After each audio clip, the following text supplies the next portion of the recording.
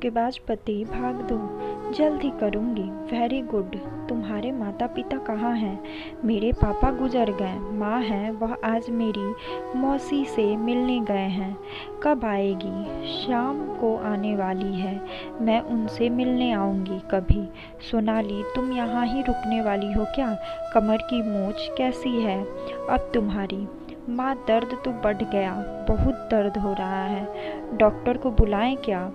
नहीं नहीं, मैंने डरने का नाटक किया और कहा, वर्षा तुम्हारे पास आयोडेक्स है क्या?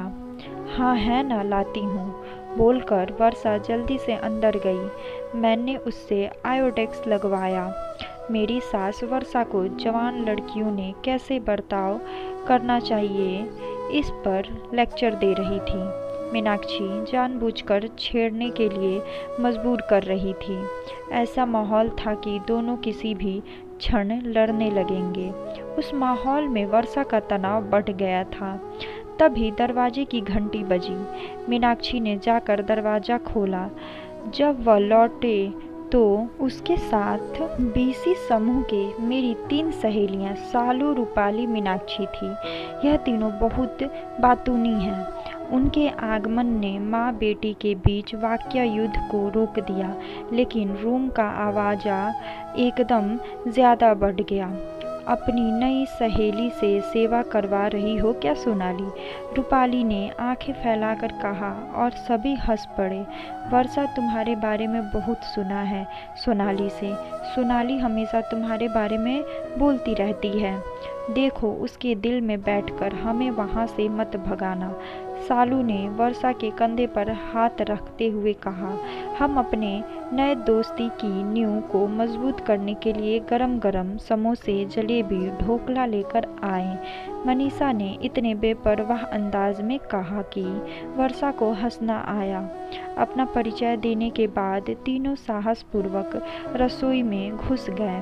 आयोडेक्स को अपनी जगह रखकर हाथ धोकर वर्षा रसोई घर में गई तो उनकी चाय बनकर रेडी थी। लेकिन एक बात सच है कि सब कुछ वर्षा के घर में था और वह अपनी अपनी जगह पर था। सालू ने बच्चों के लिए फ्रिज से जूस का जग निकाला। हम सब चाय, समोसे, जलेबी खाकर मज़े से गपशप कर रहे थे। वर्षा के फ्लैट में ऐसा हंगामा कभी नहीं हुआ होगा। मेरी सहेलियों ने तुरंत वर्षा से दोस्ती कर ली। वर्षा भी उनसे बहुत खुलकर बात भी कर रही थी, जैसे वह पुराने परिचित हो। सालू ने शरारत भरे अंदाज में कहा कि सोनाली, वर्षा से दोस्ती करने से तुम्हें ज़रूर फ़ायदा होगा।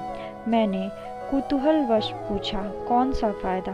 अरे, समर के ऑफिस में होने से वर्षा तुम्हें वहाँ की सारी बातें बराबर बताएगी। मतलब अगर तुम्हारे समर का वहाँ किसी से अफेयर हुआ तो यह तुम्हें तुरंत बता देगी। अरे हाँ, सच में वर्षा, तुम मेरी आंखें बनकर समर पर ध्यान रखोगी। मैंने बहुत प्यार से वर्षा को कहा। वर्षा के गाल एकदम गुलाबी हो गए। उसने जवाब नहीं दिया, सिर्फ सिर हिला दिया और फिर वह टेबल पर का सामान समेटने लगी। रूम का फैला हुआ सामान निपटाने वाली थी कि तभी मेरे ससुर वहाँ आ गए। उनके आते ही माहौल बदल गया। मेरे ससुर बहुत स्ट्रिक्ट थे। मेरी सहेलियों ने फटाफट पल्लू दोनों कंधे पर लिया और झुककर उनका आशीर्वाद लिया। सब ऐसे चुप हो गए और जैसे उनको बोलना आता ही नहीं हो। बहू घर चलने की स्थिति में हो या एम्बुलेंस बुलाए? उन्होंने गंभीरता से मुझसे पूछा। चलूँगी पापा। मैं नम्रता से बिस्तर से नीचे उतरी। मैंने डॉक्टर शशि को फ़ोन किया। घर जाते जाते उनको दिखा कर जाएंगे। ठीक है पापा। यहाँ क्यों आई थी? इस वर्षा को मिलने आई थी पापा जी।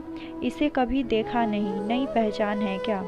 हाँ, यह ना समर के ऑफिस में काम करती है।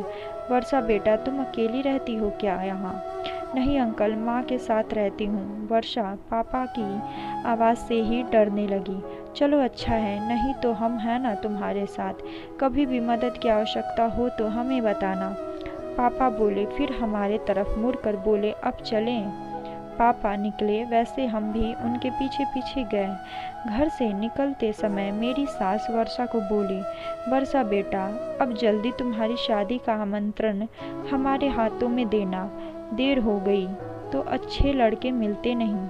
वर्षा, तुम्हें हम हमारे बीसी ग्रुप की मेंबर कर लेंगे, मैं बाद में तुम्हें फ़ोन करूंगी। रूपाली के इस प्रस्ताव को हम सब ने अनुमति दी। तीनों बच्चे थैंक यू आंटी बोलकर बाहर निकल गए। लास्ट में मैं वर्षा का सपोर्ट लेकर घर से बाहर आई। वर्षा, इन सब की मस्ती खेल कूद तुम्हें खटका तो नहीं ना? मैंने उससे पूछा। नहीं सोनाली, यह सब तो बहुत भले इंसान हैं, वह बोली, पर मन से वह थोड़ी नर्वस हो गई थी। तुम्हें कहती हूँ वर्षा, यह सचमुच भले इंसान हैं और सच कहें तो मुझे इनका ही आधार है। इनकी वजह से खुद को सुरक्षित समझती हूँ।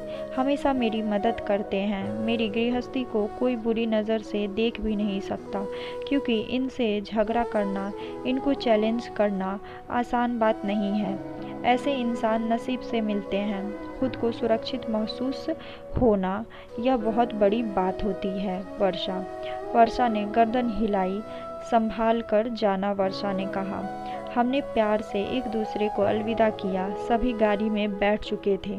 मेरे अपने मेरी राह देख रहे होंगे। वर्षा का आधार छोड़कर मैं अच्छे से चलकर उनके पास पहुंची। मेरे कमर में मोच आई ही नहीं थी। सब कुछ तय किए मुताबिक प्लान किया था। मैंने 2 उंगलियों वी फॉर विक्ट्री की निशानी करते ही सबके चेहरे पर खुशी आ गई। उम्मीद करती हूँ कि आपको ये कहानी अच्छी लगी होगी। अगर अच्छी लगी हो तो इस वीडियो को लाइक कर दें और चैनल को सब्सक्राइब करना बिल्कुल ना भूलें। मुझे आपके सपोर्ट की बहुत ज़रूरत है। धन्यवाद।